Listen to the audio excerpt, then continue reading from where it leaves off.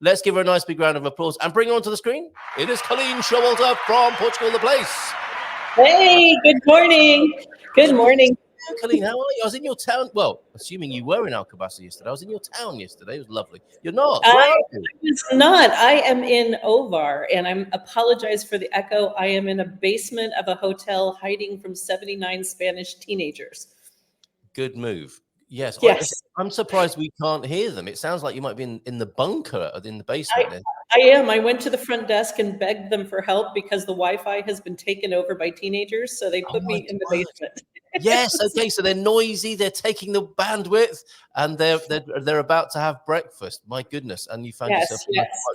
Well, thank you for doing that. Ovar, are we talking about the Ovar up in the Aveiro district? Yes. Huh? It's one of the places that a lot of folks kind of look over as a great opportunity for close to the sea and train lines to Porto. So we've got some folks that are looking for a home. And so I'm here today to look at 6 properties. We're going to try to get 6 properties in between 10 and 4. So wow.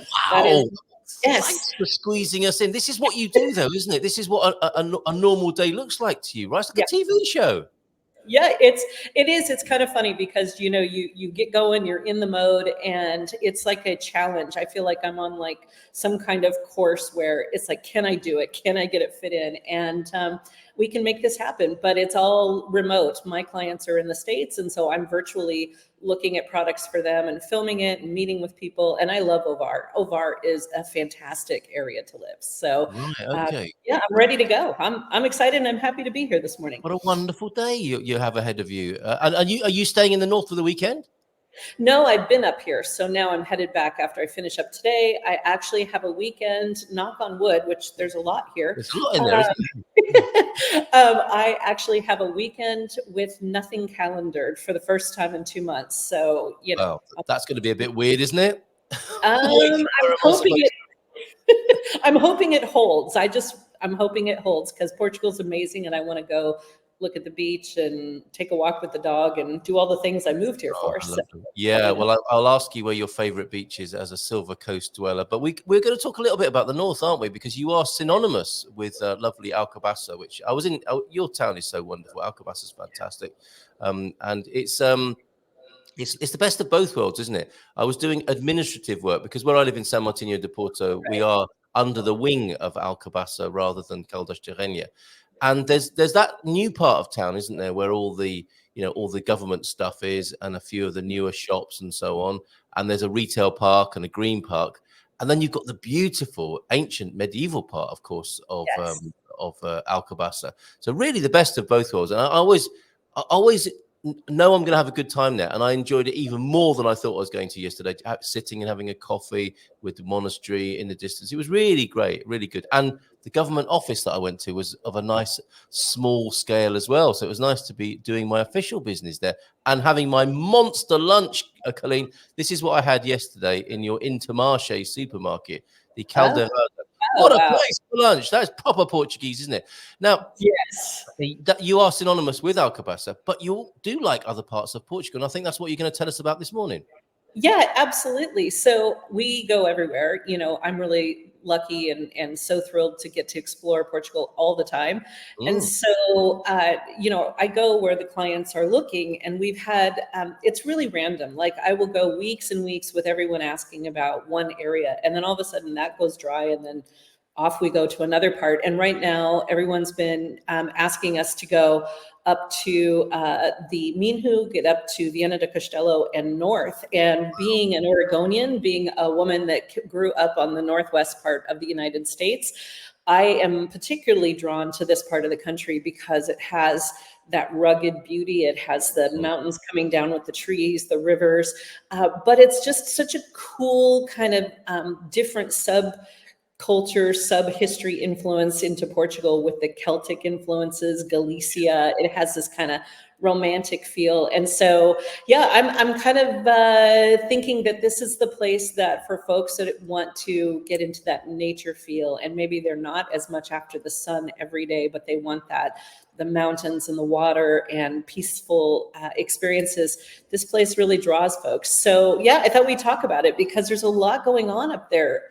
Have you been up much? Have you spent some time up there? No, so we are planning to go to Braga to do some more of our filming in May. We've got that invitation, and I'm very keen to go to Braga. When we first got to Portugal, we drove in through the Jerez National Park, which is stunning, absolutely amazing.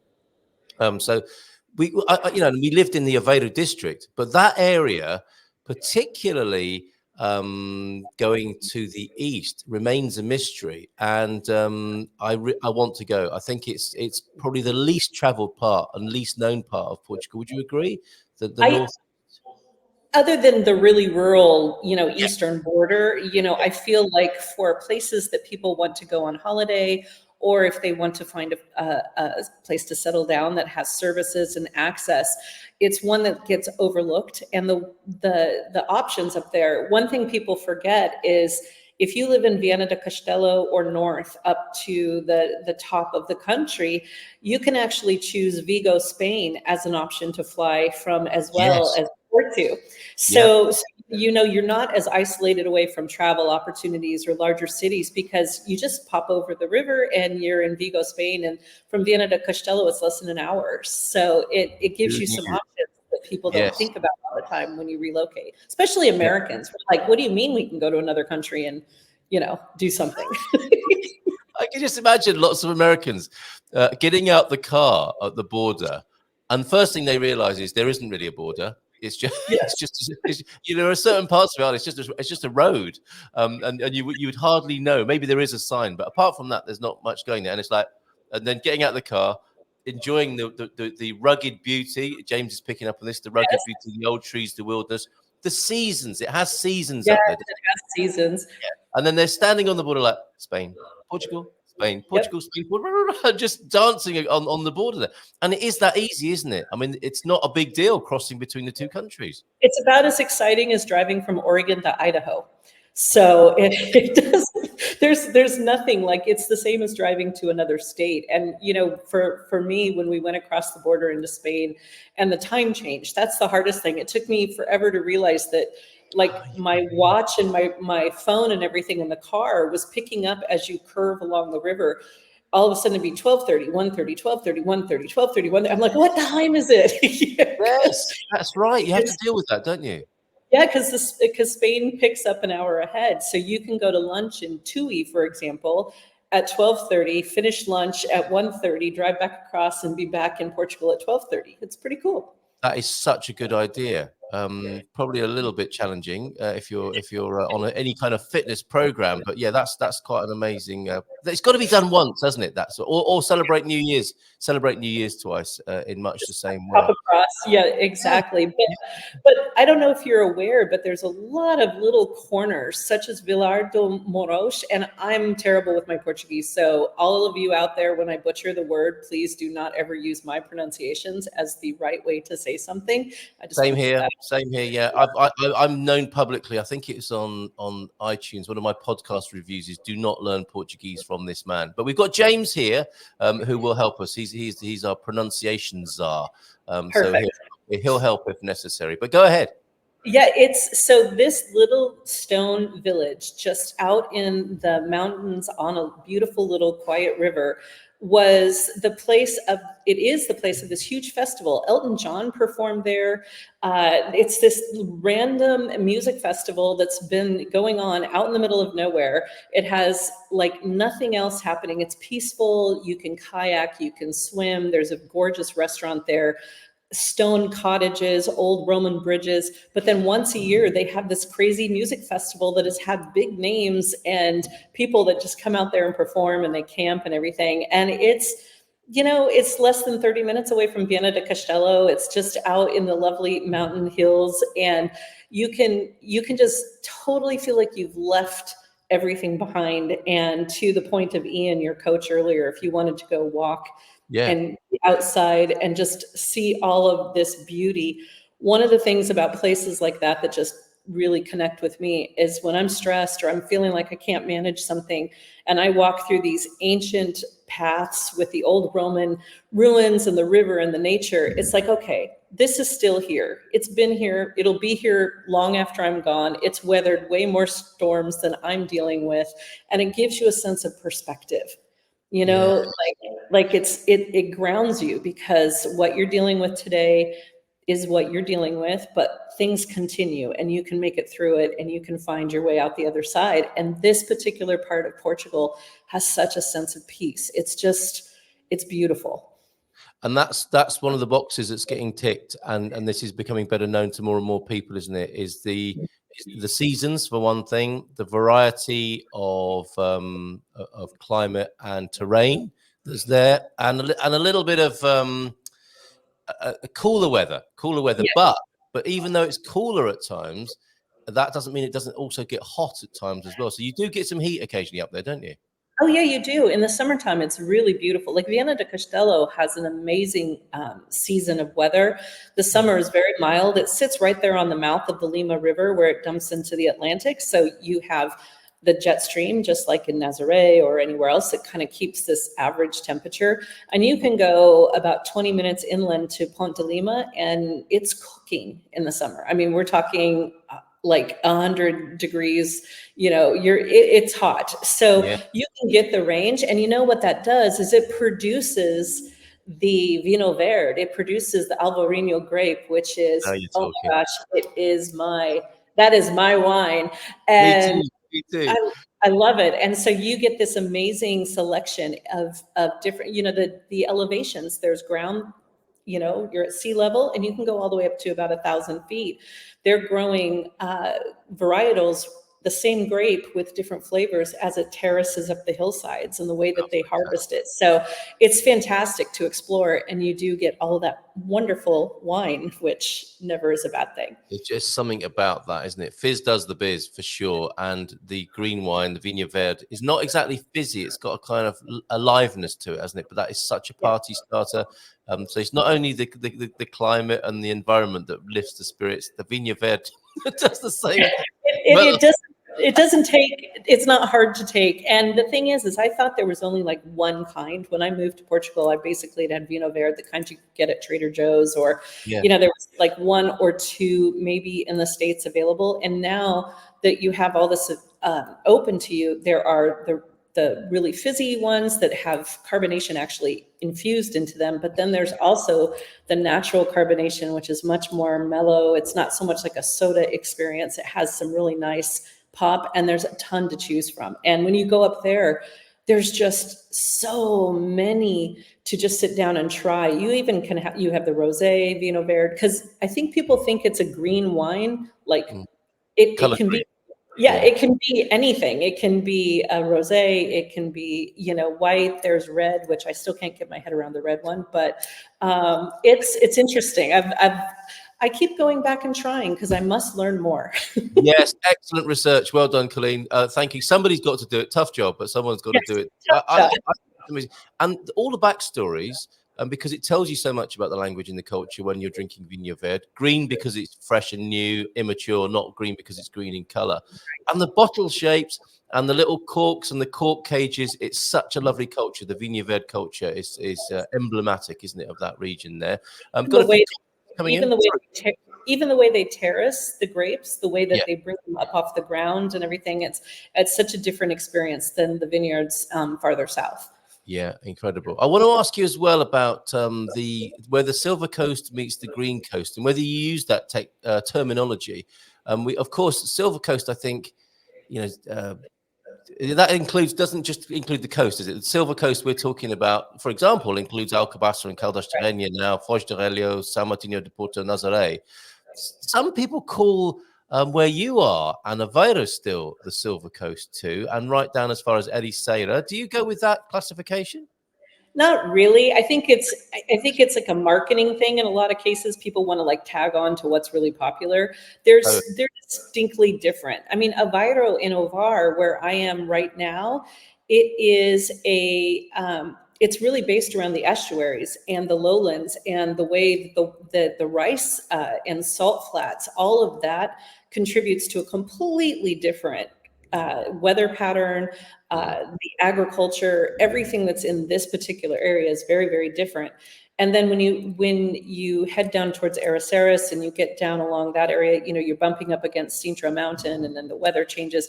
I feel like Silver Coast is very specific, and that you have to be very careful about just making everything in the middle as the Silver Coast, because they do start to change dramatically. Ovar, for me, I don't know if people haven't been to Ovar. What I love about this is you can be in Ovar and you can be in a city that has a beautiful park, gorgeous historic center. The community is amazing. You have the beach, and then you can just hop on a train and in less than 30 minutes be in the center of Porto. And you have multiple train service. And I think for some, you get the best of both worlds. You have a smaller town that you can really dig into and live in, but you have that connection that I'm envious of, that they can just get on a train multiple times and go into Porto. We don't have a very good train network, do we, on the Silver Coast here? And wouldn't it be wonderful if Alcobaça was on the train line? And Óbidos, I think, has a station, but that's way out of town, isn't it? Maybe these things will come in time as we reinvent public transport, because we might need to. I've heard Silver Coast is simply a marketing label by non-Portuguese. Yeah, I've mentioned the Silver Coast to Portuguese people. A lot of Portuguese people don't even know the Silver Coast exists, so it may well be a real estate marketing thing. And then there's the Green Coast, Costa Verde. Now that's going up to Povoa de Varzim and the beaches north of the Porto latitude. Do you call it that? Is that a marketing thing, or the Portuguese, did they give us that name? I haven't used that term because there's so many choices. You get up to Matosinhos and Vila do Conde and those areas. Yes. It's really a specific city by city for me when we get up there, as opposed to kind of a regional thing. When I bounce north of Viana do Castelo and the Minho, that's when I'll use the Minho region. That's when I'll start talking more about a region. But I don't really divide it into the Green Coast. I haven't used that. And I love what the comment is here about the province and the modern day Vinho Verde region. It is... it goes back to 1908 as a designation. That's some history, isn't it? That's fantastic. Lila, go on, Colleen, sorry. No, I was just going to say, of course, the history up there is separate because, Galicia, the whole, the bit with the Celtics and the separate kingdom. I am so fascinated. I feel like it should be Game of Thrones when I go up there. Like, I want to be like, who's these Galicians? I want to be part of this. Like, it's so cool that there's this subgroup with this totally different influences, and the construction, the granite, the festivals, the way that they've integrated different things.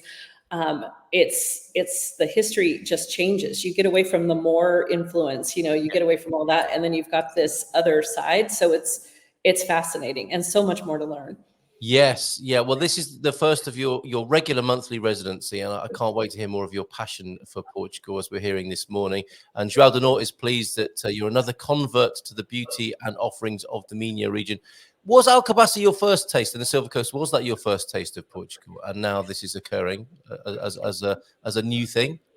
No, so I'd been on holidays a couple of times, and we'd never gone north of Porto before we moved here, but we'd spent time all around different places like the Alentejo, of course, around Lisboa, Setúbal, those kind of areas. And then we didn't stop except for Óbidos. We did the obligatory tour where you go up and down and you go to Coimbra and you stop in Óbidos and you go back to Lisbon. That was all that I knew until we landed sight unseen in Alcobaça.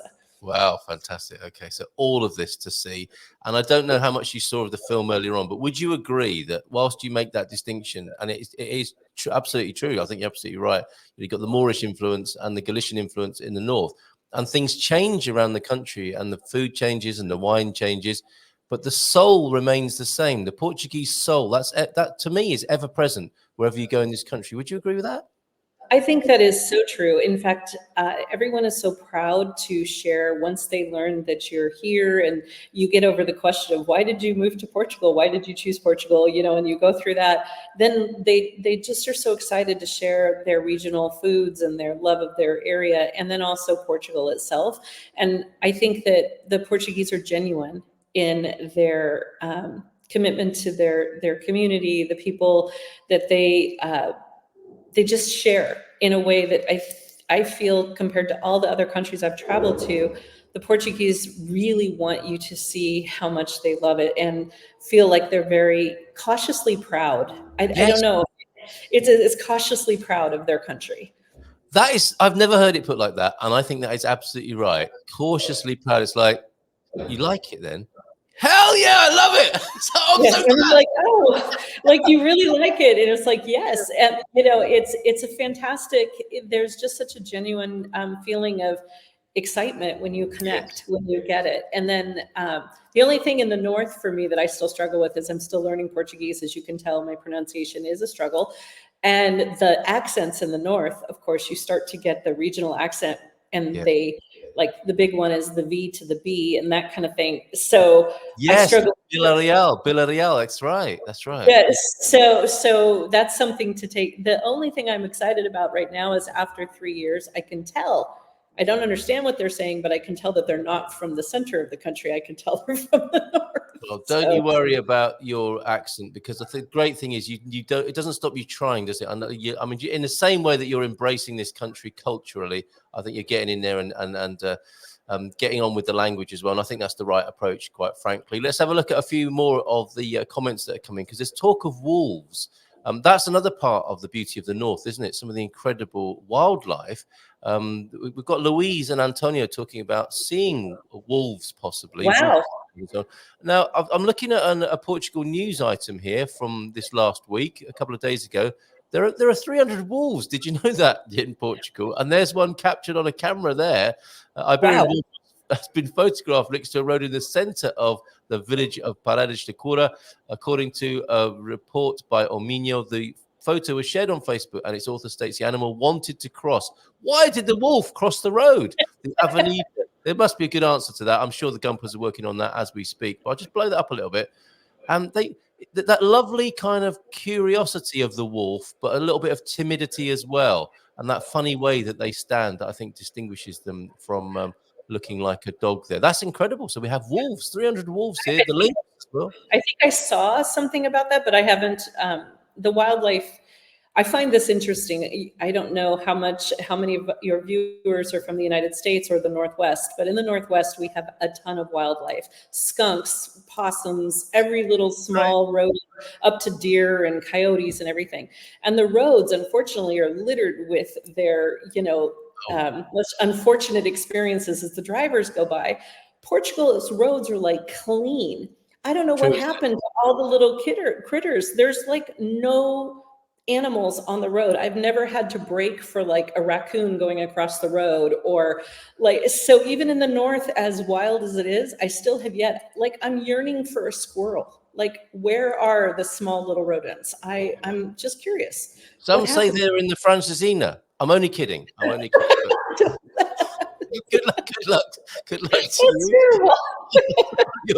On your quest to see more wildlife in Portugal. Apparently, someone saw a bear recently. Oh my goodness! Really? Wow. I don't know. I think that was just Pete Bleach working in his garden. The last bear I recall being seen in Portugal was some 2 years ago on the Portuguese-Spanish border. That's incredible. There are no bears in the wild in Portugal. Well, or so we are told or think. There are no or very few squirrels apparently in Portugal. I think it's strange. Think about the park. Like, if you go to the parks anywhere in Portugal, there's no chipmunks, there's no squirrels, I think rabbits are in the Algarve. I've seen a fair amount of rabbits in the Algarve, but beyond that, I'm like, where are all the little like hedgehog type critters? Well, I think there are red squirrels here. I've seen a red squirrel on occasion, and yeah, it's one of those funny things. I think careful what you wish for. You're like in a London park, it's full of parakeets and grey squirrels wanting, like the monkeys of Gibraltar, almost wanting to take your stuff off you. But I think, I imagine that's a trend that we will see more squirrels, and certainly we're seeing more parakeets here, aren't we? As we see in the lovely Dom Carlos Park in Caldas de Rainha. It's been great to have you here with us this morning, Colleen. I don't want to rush you away, but I know you're busy as well. You've got this schedule. It's amazing what you do for people. How do people find out more about that service, so that even if they're in the United States, for example, they can have you look at 6 houses for them on any given day, send the video, and you'll give them a full report, not only of the houses, but the location too, presumably? Yeah, we handle it all from the first moment that you're looking to when we give you the keys when you arrive. We literally start where you are and help you from that point on. You can go to our website, to portugaltheplace.com, or you can reach out on social media. We're on Facebook, Instagram, all the normal spots. Yep. So you can find us really anywhere. And of course, I'm thrilled to be here. We are constantly and relentlessly committed to helping people comfortably and realistically move to Portugal. So it's just the north is another area that I think if you're not a beach person per se, where you want to lounge around on the beach and just get sun and maybe sun isn't your main driver, Yep. you really should take a look at the Minho and the north. There are just some amazing cities and opportunities that I don't know always bubble up first when you're considering moving here. That's so wonderful. Have a great weekend. Bon fim de semana. Feliz sexta-feira. It's so good to have you. And we'll see you soon. And we'll meet other members of the team, won't we? This is I think this is is this the fourth Friday? Yes, it is. It's the fourth Friday. So we'll see you in this regular slot and we'll meet other members of the team. And maybe we'll have a little walk around Alcobaça one morning as well. Have a great weekend. Safe journey home. Cheers, Colleen. Ciao, ciao. All right. Bye for now. Cheers. How brilliant that she found a place of refuge away from the Spanish kids there.